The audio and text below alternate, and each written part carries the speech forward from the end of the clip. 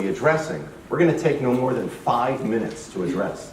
What we normally do is spend about a good half hour on every single one of them. So you all are going to get a sample of what it is, but give you an idea of why we do it. You all set? Yeah. We're going to dive in. What I highly recommend, we've got, you're not ready? Oh, we need some more handouts over here up front. Not a problem. They will come be helpful. I'm going to move really quickly, so I'm going to ask you to strap in. You all know this young lady, if you've had the opportunity of volunteering. Chrissy comes from a lower socioeconomic family. Her younger sister was about to be expelled from school. Her mother works as many jobs as she can possibly do just to be able to keep the lights on. Her father, unfortunately, is an IV heroin abuser, has developed AIDS. His T-cell count is dropping precipitously. He is probably going to be dying this coming year. She and none of her family members have ever graduated from high school. She came into the medical clinic, was interviewed by one of our residents there, and was identified as an at-risk youth. And at Hopkins, I set up these prevention programs for preteens and teens. She was referred to that program. We will revisit this young lady. So I had the opportunity of presenting on what's called Project Champions, which is the youth evidence-based prevention program. And I was invited to the 6th Annual International Conference on Substance Abuse Prevention and Treatment. I was the only person talking about prevention. Yet, you're all here. This is the route to go. This is really where we want to spend our time. This is where we want to spend our resources. This is where you see the greatest bang for your buck. I am so happy you all are here. And so we are going to continue to be able to address the specifics. So let me ask all of you. Can I interrupt for 1 second? How many people do not have a handout? Are there any more? Okay, we Just need one. a couple more. Wow. I feel bad. We have more. Couple more? Okay. If I can ask, what are some of the current issues that our youth in society today are dealing with? Michelle, was that homelessness? Bullying. Suicide, unfortunately, is true. Hunger, unfortunately, economics cause oftentimes too many of our children to suffer in a great way where they don't have an appropriate breakfast, which doesn't allow them. Watch out, watch out. What else? Poverty. We have a tremendous divergent kind of economics in our society. Certain communities, unfortunately, are hit much greater than others when we talk about economic downturns. Others. Social media. Social media is a huge thing that we, unfortunately, I don't know how many people I would say it was a problem for growing up. This is a relatively new phenomenon, and therefore it's something that a lot of us may not necessarily even relate to. I don't know about you. I'm glad during my college time. Yeah, enough said. Thanks for the giggle. I appreciate it. You're related. Other issues. Identity. Dropping out. What was that? Identity. Oh, with their own identity development, which is what we're going to be really diving into today. I'm going to keep moving forward. I normally start engaging on specific topics here, but this is a day-long training. You've got, what, 30 minutes for all this? We're just going to hit the beginning of it. So let me toss it up there. Just kind of take a look at, over the years, what we oftentimes identify. ATOD is alcohol, tobacco, and other drugs. Let's see if I got that right. There we go. Now, I want to emphasize something. I am a big fan of peer pressure. I wish there was more peer pressure. There isn't a single at-risk behavior out there that the majority of kids engage in. The majority of kids out there in society are pro-social. What I wish is that there was more peer pressure, more of the positive being expressed. The reality is we hear about the negatives. They are horrible, and we want to make sure we prevent them from happening. And so I'm a big fan of peer pressure, but it's positive peer pressure.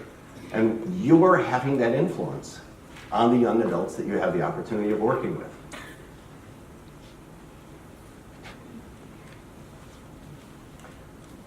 The slide says, one thing a first grade teacher should never have to use chalk.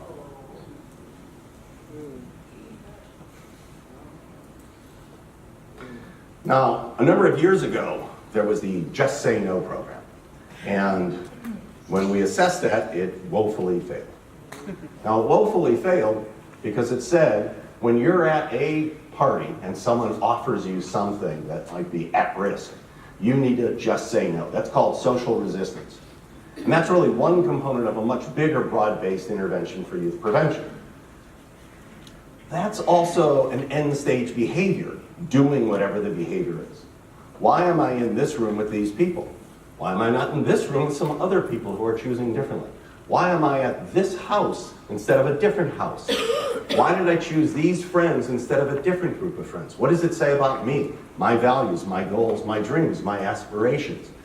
I would rather deal with people upstream rather than wait for them downstream. We know from the research, this is where we want to spend our time and our resources. My entire career has been focusing in the area of prevention, which is why you're all here, because you're going to be implementing prevention. I'd rather deal with an issue rather than wait for it to become a problem. What I do for a career falls in the category of duh. And I'm proud to say that's what I do. I would rather deal with an issue rather than wait for it to become a problem. So let's talk a little bit about prevention programs. This guy went to school a little bit before I did, Confucius, and he said, catch a man to fish, you'll eat for a day. Teach a man to fish, you'll have food for a lifetime. That's what we want to do. We want to teach people. We want to help develop and foster the development of these pro-social prevention asset strength model to be able to help them so they're making better choices before they're in the situation downstream. So let's just kind of talk, what is prevention? And from all the research, and this has been going on for the last several decades, and this is probably the best summative quote, it is the sum of our actions to ensure healthy and safe, productive lives for our children and families. This is not disease prevention, health promotion. And I want to emphasize, there's a whole bunch of stuff that's out there. There's prevention, primary, secondary, and tertiary. Tertiary is someone who needs treatment. That's when you go into the hospital because you are struggling and suffering because of whatever the situation might be. That is an intervention. It's called tertiary. There's also secondary. The young lady you heard about at the beginning, she herself was not manifesting or developing or showing any of these behavioral risky issues. But in fact, she comes from a family, a community, an environment, genetics that put her at risk. So that would be considered secondary prevention. And then there's primary prevention, which I love doing. When I work with the public schools, I don't want to just be in a classroom and say, well, let's pull out little Stevie over here, because, you know, Stevie's got problems. Well, that's not really where I want to spend my time. I don't necessarily want to just do, well, let's work with Susie, because she comes from a family where there is lots of issue. I want to actually address the first young lad, the second young lady that I mentioned, and also this group of individuals over here who don't have a diagnosis, who aren't coming from those kind of rougher neighborhoods. When we look at substance abuse, and if you're in any major city, you'll know what I'm talking about. The problem isn't within the Beltway. Substance abuse in our country, the problem is outside the Beltway. That is the demand. We are the world's demand, and it is outside the Beltway. It's horrible in a lot of things that we talk about at-risk behaviors, but outside the Beltway, I've worked in parochial schools and Catholic schools and high economic boarding schools and families. When I present to them, a lot of the parents will say, not here, not my kid. I'll say, you got more money. You got better drugs, okay? Every child has to ask and answer these three questions in order to be a functionally productive adult. And think about it for yourself. By the way, the handouts you have are the skills that we're going to be covering. So we'll get to those in a second. This is kind of the background of getting everybody up to speed. By the way, we're almost done with the first hour. Oof. You're really paying attention, focused. I'm very proud of you all. Thank you. 3 questions. Ready for the 3 questions? You all sitting down? Ready? Let's do it. Okay. The 3 questions that all youth have to ask and answer. And think about this for yourself. Am I normal? Am I liked? And do I fit in? Every child must ask and answer these 3 questions. But I really ask you, what is normal? What is normal for me and for our Iowa representatives growing up would be very different than someone who came from New York City. What was normal for me growing up is different than what's normal now. What's normal for a girl might be different than normal for a boy. What is normal for an economically challenged community might be different than an economically privileged area. Normal is a temporally based, geographically specific set of factors. And you compare yourself to what is around you. And as a young adult, there's a desire and there's a battle. The desire is to fit in, the battle is to be unique. And how do I play that out? I want to be normal. I want to be liked. I want to fit in. But I tell you, if I as an individual don't like myself, I don't feel normal. If I don't like myself, no one else is going to like me. There's no chance that they could like me. And I sure don't fit in because I'm different than everybody.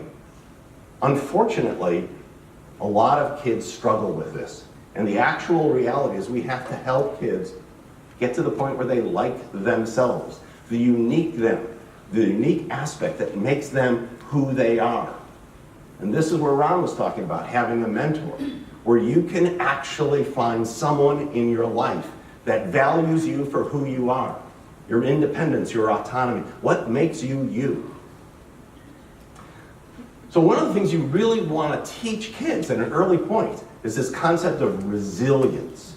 You don't teach them necessarily resilience, but you help individuals to become more resilient. It's like down here in Florida when we have a hurricane.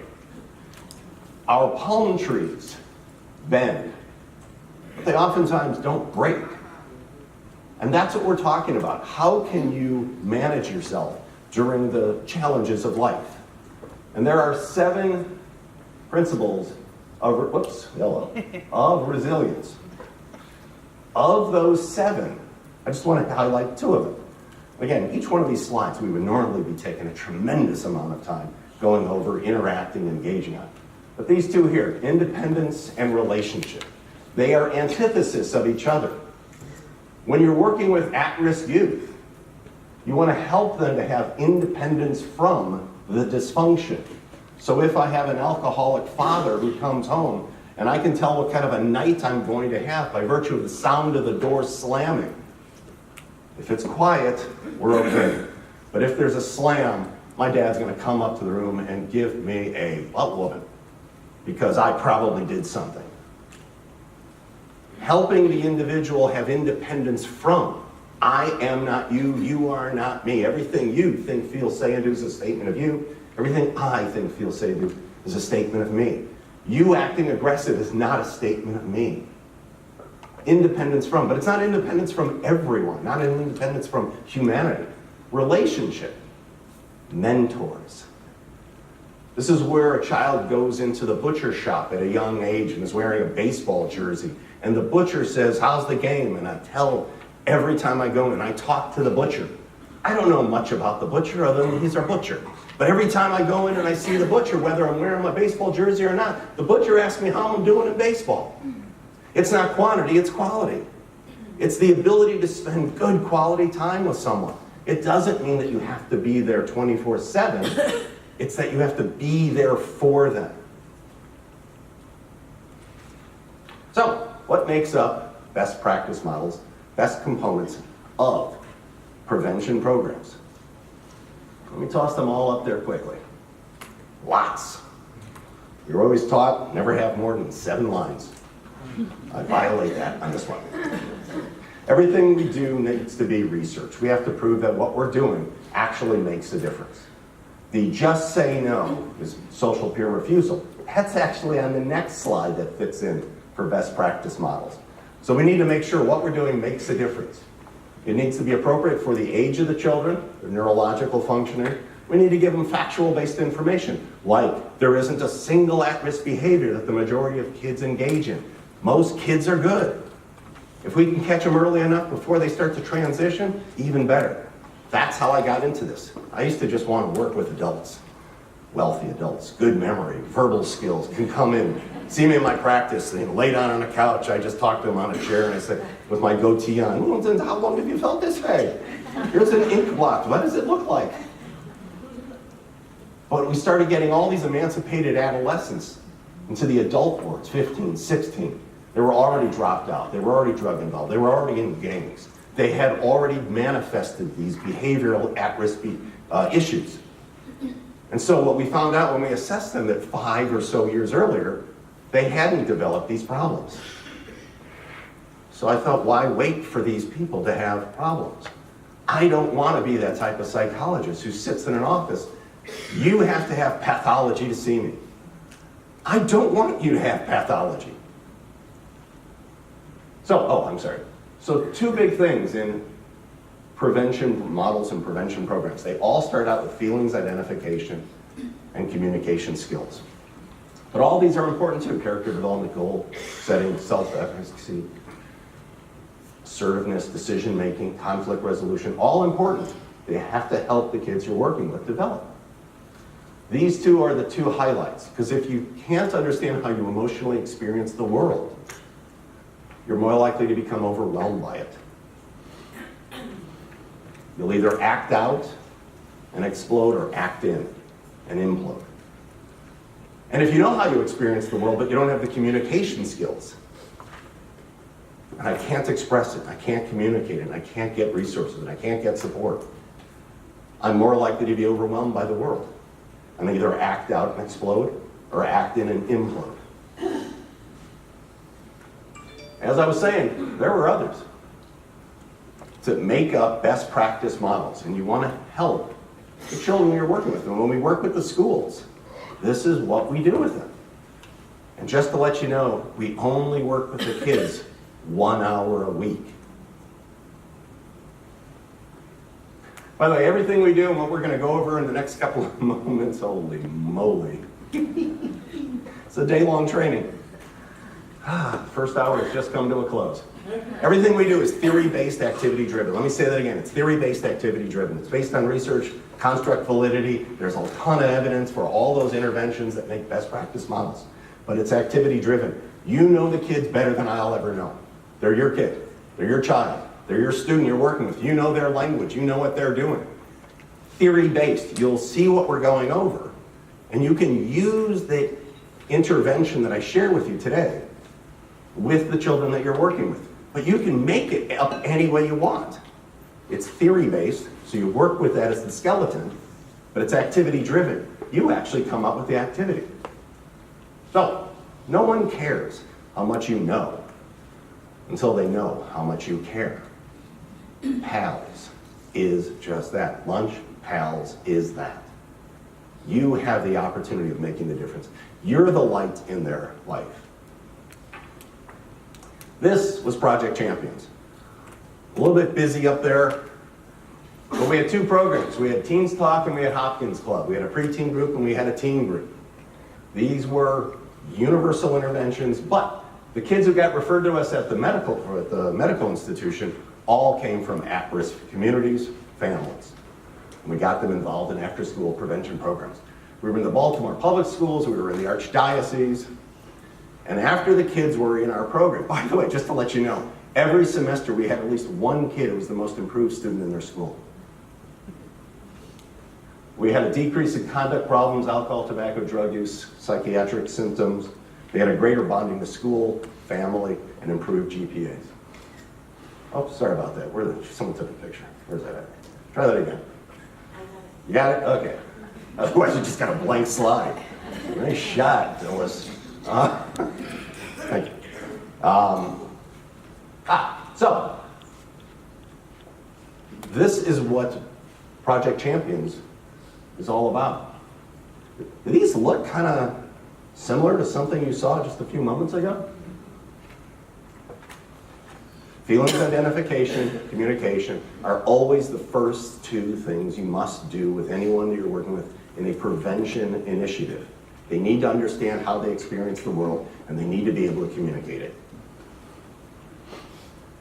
So, this young lady, we took her on a field trip to the National Aquarium, which she saw a bunch of kids volunteering over there, and she asked if she could do that. I took her to the volunteer office at the National Aquarium. They said, you have to make sure you get good grades. First time in her life, someone really kind of outside said, here's an opportunity to get good grades. It makes sense. She turned around, she was actually the most improved student in her school. Family, no one graduated, ever. She graduated high school, graduated college, first person in her family to graduate both. She went on for her PhD in marine biology after experience working at the National Aquarium. And she said this, thank you for being there. They say mean things to me, but I am not their insults. They say 30% of kids will drop out of school, but I'm not their statistics. They say kids from broken homes are more likely to fail, but I'm not their assumptions. They say children of color will not amount to anything, but I am not their stereotypes. Good grades are not a color. Waiting to have a child until I'm done with school is not a color. Working to achieve in my career is not a color. Doing what's right is not a color. You are not my parent, but you are my role model. You challenge me because you care. You are respectful, consistent, and hold me accountable. You are the light through my darkness. And because of you, I am the captain of my ship. I am loyal and trustworthy. I am hardworking and seek my goals. I am the best that I can be. Thank you for being there. That's why we do this.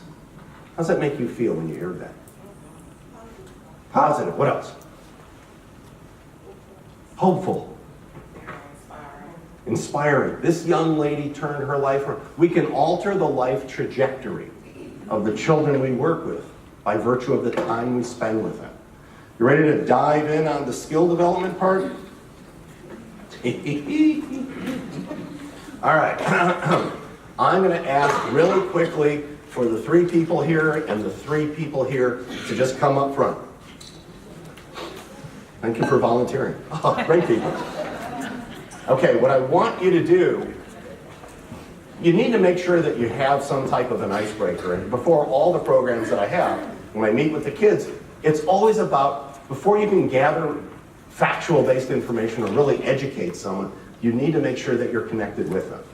And so you need to spend some time just kind of immediately catching back up. When I walk into a patient's room, the first thing out of my mouth has nothing to do with why they're in this room. I always want to talk to them about something else, reestablish a connection. So what I'd like you all to do for the fun of it is to figure out from that side to this side. This is a calendar. January starts there, December starts here.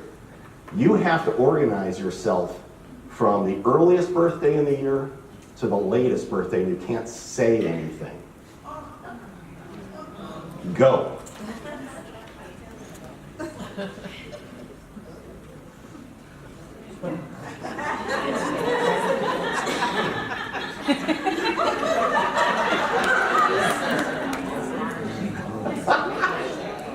By the way, I said you can't say anything. They're actually doing this properly. We're having some help back there. Nicely done. We have some adaptation going on. Women, you're always superior.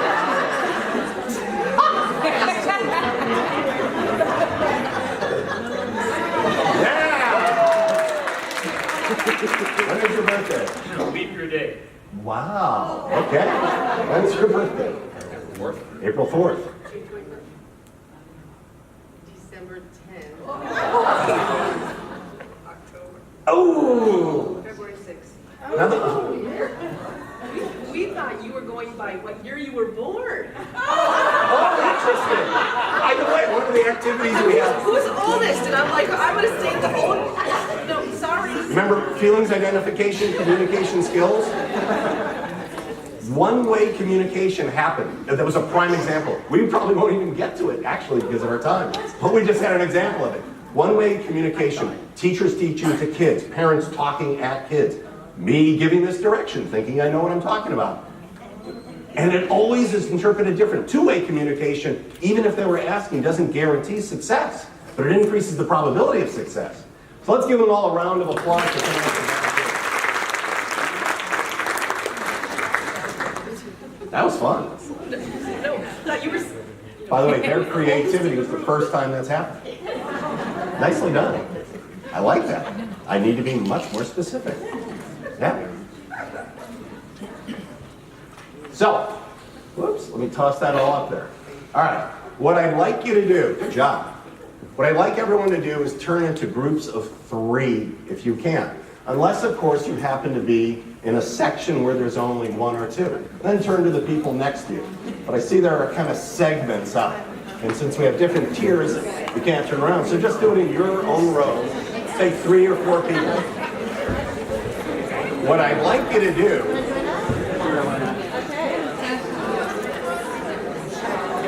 the first skill that we're going to work on is called feelings identification.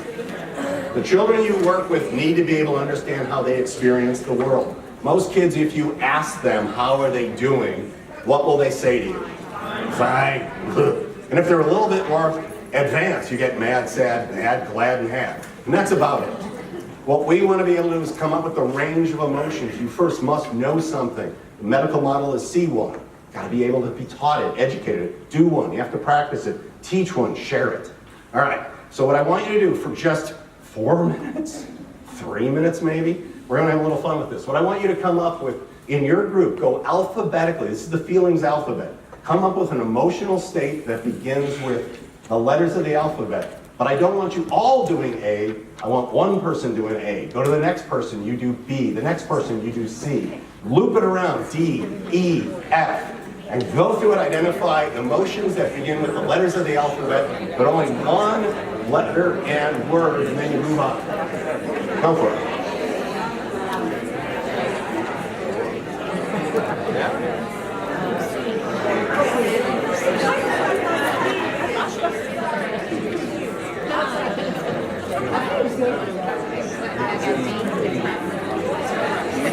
You must know how you emotionally experience the world. You want to go in order? Okay, be fresh. I mean, anything. Hey, cookie night. Cookie pop. What? That's on. Right now. Yeah.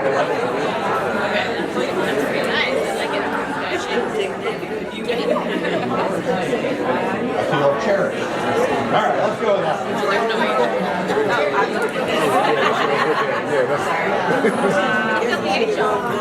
Now remember, you want to have one person do A, the next person do B, the next person do C. You rotate it around. Not only yourself.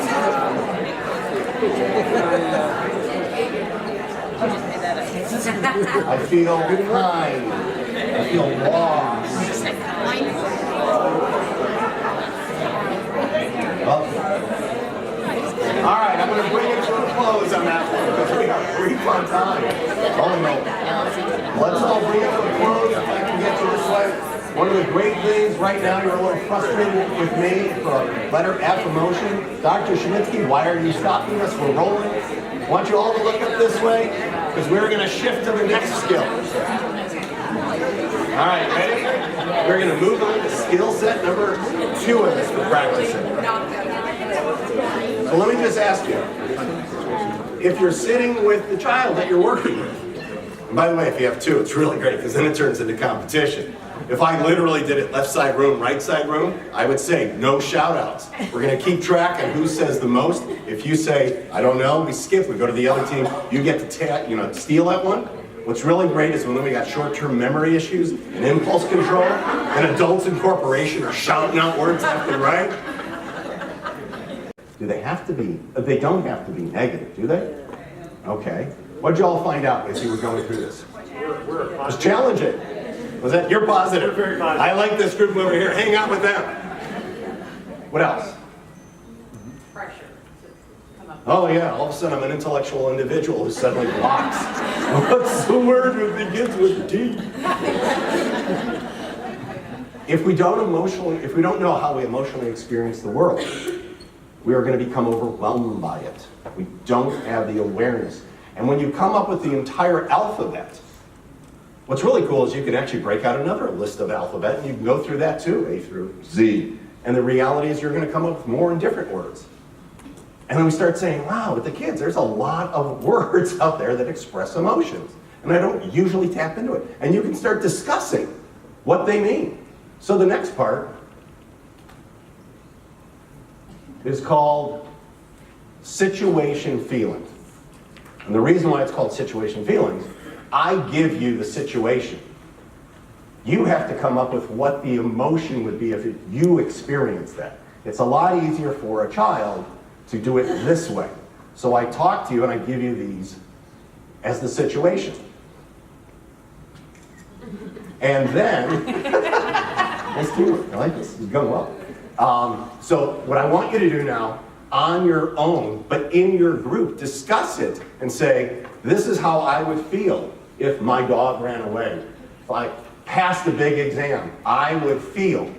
Actually write down how you would feel. Everyone else write down how you would feel. And then start noticing how your feelings might be slightly different or significantly different than someone else's. It doesn't make them right or wrong. It makes yours yours. So write down your emotion for these situations. So when my parents argue, I feel. So take some moments, 3 minutes. Wait. Write down what you would feel for these situations. We got a great one here. If my dog ran away, I'd feel happy. Could be that. Yeah. I'm telling you, that dog pees all over the place. He ate my favorite shoes. Good riddance.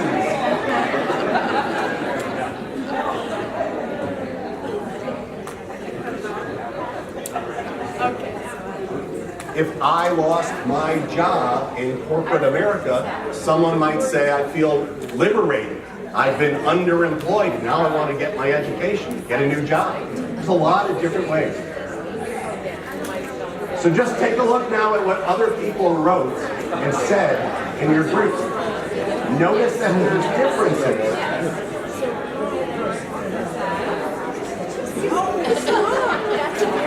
All right, we're going to bring this one to a close. All right. We normally take a half hour for every single one of these skills. So I'm going to lean into my microphone. We normally take a half hour. All right, let's bring everyone's focus back up here.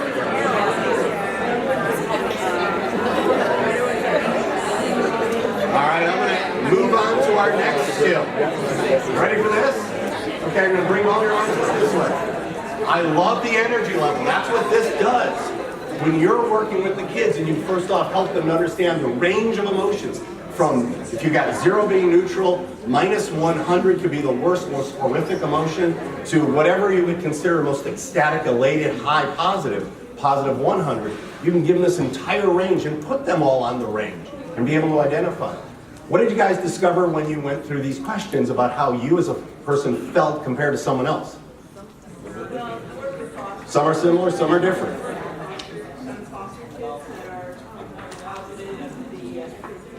Yep. This is a great observation. This young lady works with the Eckerd Connection program up north that works with a lot of children who are just dumped there. And when she goes over any type of emotional experience, they go negative. Most of the kids that you work with in at risk live in a world of negativity. You can ask them, how are you doing today? And they might say, not so bad. I didn't ask you how you worked. I'm asking you how you are. Well, I've been better. how do you feel? They can't even risk going on the positive for fear that it'll be taken away from them. Great observation. So that was the easier one when I give you the situation and you as the individual has to come up with the feelings.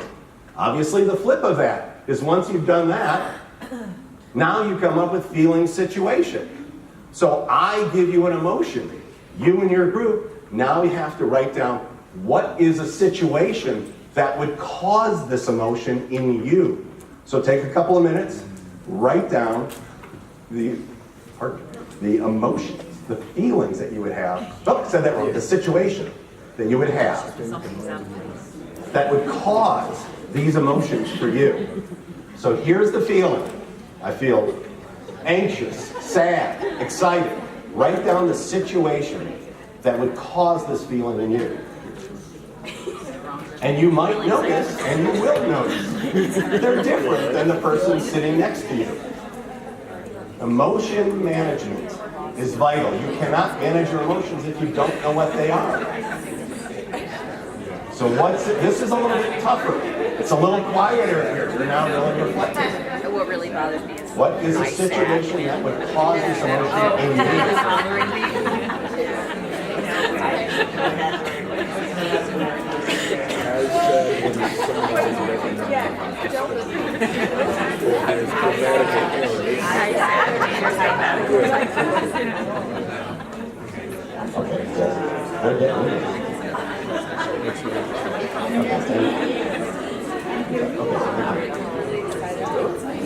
All righty. Now, for some of you in the back, you may not have heard me when I walked up the stairs there. We would normally, in a day-long training, be spending a half an hour on each one of these activities. We are moving at breakneck speed. I want to show this, give this to you so you can actually just put it into practice for a bit. It's like when we used to take our doctors and put them into a room with a simulated patient. They didn't know that, but this was a trained patient. And we would tell them for the next 5 minutes, go in there and empathize with this mother.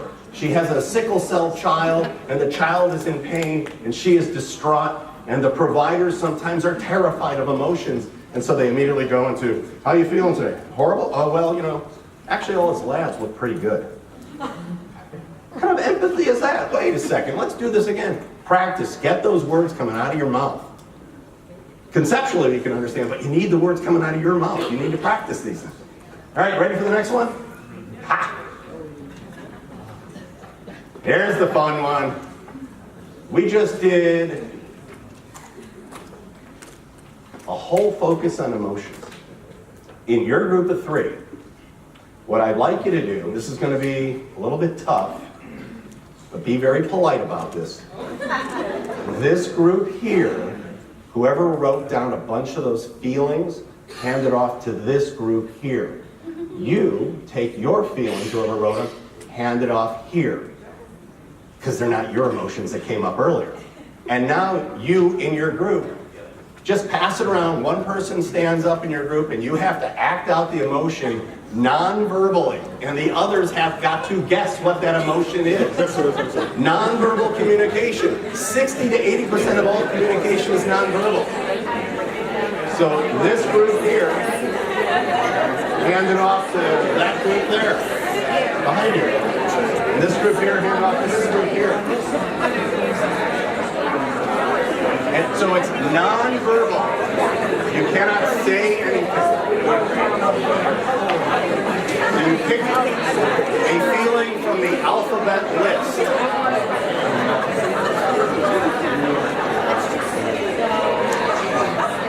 So you pick a feeling from the feeling list that you just got. And you have to act it out. You cannot say the words. Non-verbal. Charades.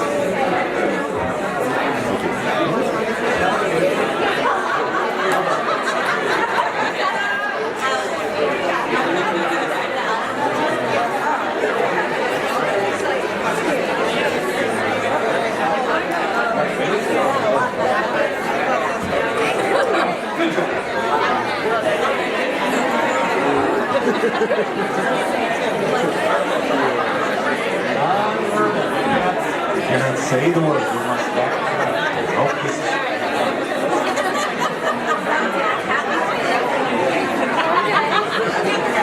You're feeling words, you act out one of them. It's feeling the charade. So you pick the feeling words.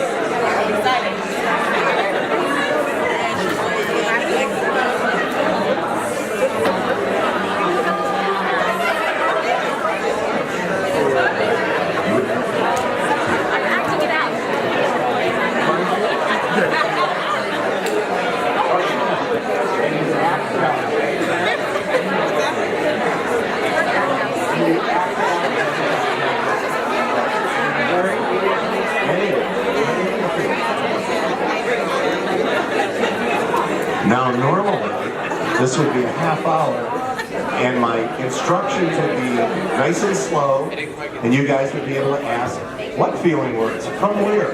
Do I have to do it myself? Do I tell them to the others? The cool thing about this, it's theory-based, activity-driven.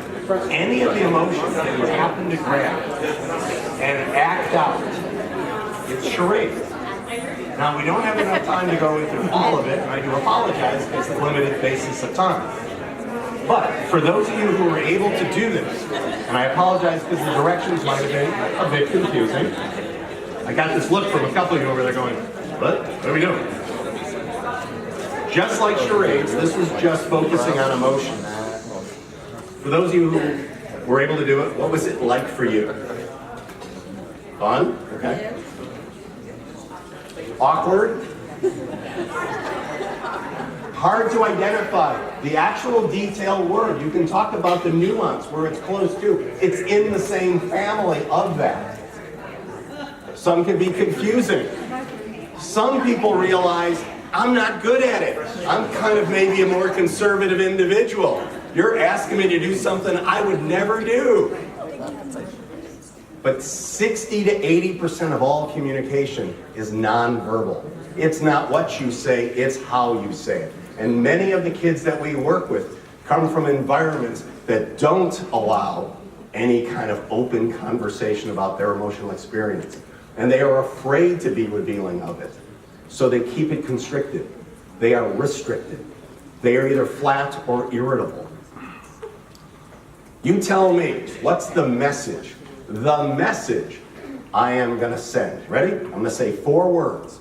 You tell me the message of what I'm about to say. Ready? I'm going to come down here. I think I've been leaning this way. It's a heavily loaded lecture hall over here. All right. Ready? You tell me the message. Yeah, I love you. What's the message? Irritated, disgusted. What's that? Lying, not being true. To the person in the furthest of the room back there, what was the message that came across? I really didn't love you, but I can argue back. Wait a second. What I said was, I love you. Phony. But it actually meant I don't mind if you get hit by a truck. All right. One last one before we bring it to a close. Is that okay? Well, this is normally a full day. By the way, you remember, there were all those different components of best practice models: feelings identification, communication skills, assertiveness, decision-making, conflict resolution, character development, emotion management, impulse control, all those things. All of those get skill development of a much larger program that you can work with. But you have to do you actually have to do these. So here's a tough one. You saw an example of one-way communication earlier. All right, so here's the thing. One-way communication is talking at someone. Two-way communication is interacting. One-way increases your probability of failure. People won't understand. I gave directions. Quickly and confusingly, apparently. Two-way communication still doesn't guarantee complete. So we're going to start out with this. I'm just going to ask one person to do it for the entire room. And this fine young gentleman here looks like a wonderful, responsive, positive individual, and I'm going to bring him up. Come on up here. All right, this is going to be kind of a challenge. Ready for this? All right, you cannot, this is going to be tough. Oh, better yet, follow me. All right, he and I are going to stand back here. Everybody turn back to us. Do not look at the screens on the side. Okay? Cool. I'm going to ask him, what's your name? Kevin. Kevin, hi, Harold, nice to meet you. Hi, Harold. Pleasure. Kevin is going to describe the geometric designs that are going to come up on the board. And what you need to be able to do is draw them the way he says them. Oh, wow. Okay? Just don't look up there. So you're all looking this way. Put the papers on the table on this side. Don't look at those TV monitors, you trickster people. Ready? Yeah, right. All right. By the way, this is one-way communication. You can't ask any questions. Just put up with it. And when, what's your name? Ron? Kevin. Yeah, just kidding. Shocker. Now, the cool thing, Kevin is going to finish when he finishes. And then we're all going to look around and see what we drew. Kevin? All right. 4 sides equal, each side equal. Inside of that figure is 3 sides, each side equal, but only taking up the bottom half of the first figure. There you go, Kevin. Sure. Yeah, well, we have a figure within a figure, actually. And both of those figures are inside a, I guess, a round sphere. And then through the center of all 3 of those figures is a straight line. It extends through each of the figures and outside of the figures. Don't look. Good luck. Don't look. Now, here's the reality. In one-way communication, this really shows up. Kevin expressed it exactly the way he sees it, and it is exactly the way he said it. However, as we just saw, one person just turned around. Not knowing exactly what he said, when you see the design, your first thought is, I wouldn't have said it that way. And Kevin's thinking, why don't you get it? It's exactly what I just said. I think you're morons. No. What do you think? No. I'm saying I wish I had described it differently. Oh, okay. Started All right. with a different. So this is the cool thing. One-way communication constantly reveals the flaws in the way we communicate. Constantly. So what I'd like you to do is just look around you and then look at the design up there. Kevin, thank you very much. Pleasure. Appreciate it. Thank you.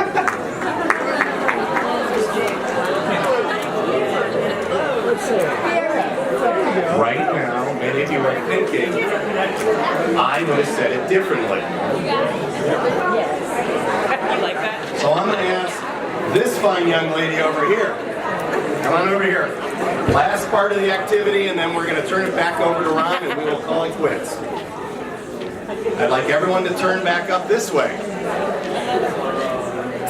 Now, the great thing about this, one-way communication increases your probability of failure. Two-way communication increases your probability of success. It doesn't guarantee anything. It increases it. So now, we're going to have this young lady describe this design that's going to come up. You need to draw it.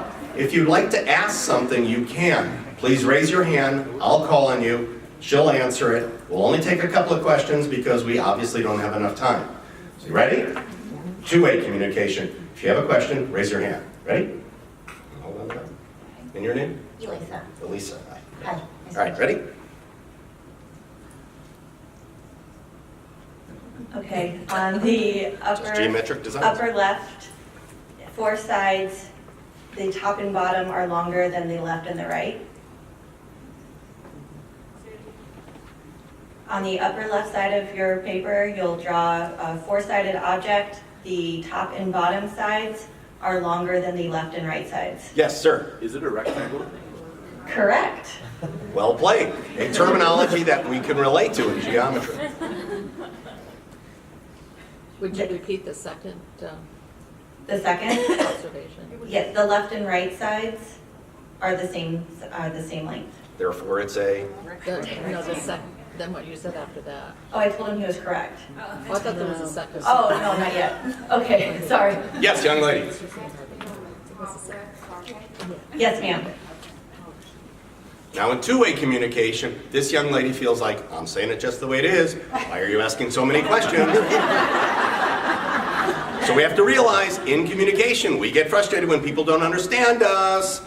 And we have to realize if people don't understand us, it's our responsibility to change the way we're communicating. Please continue.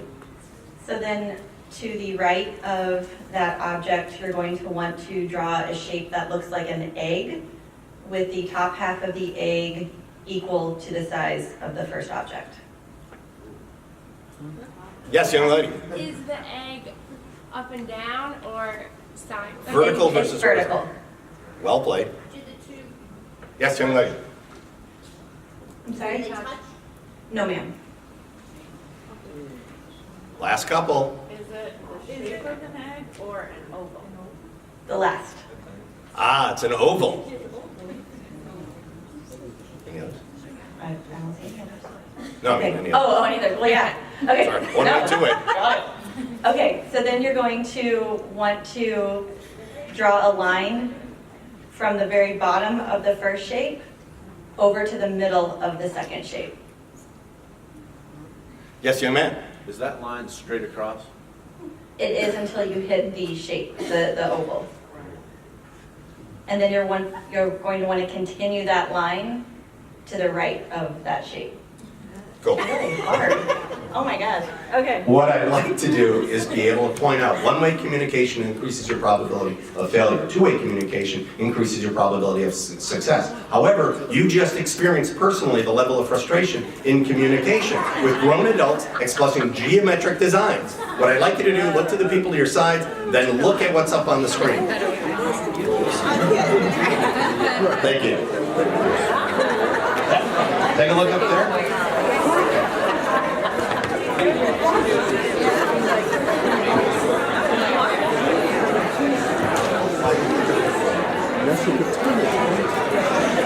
So remember, when you're communicating,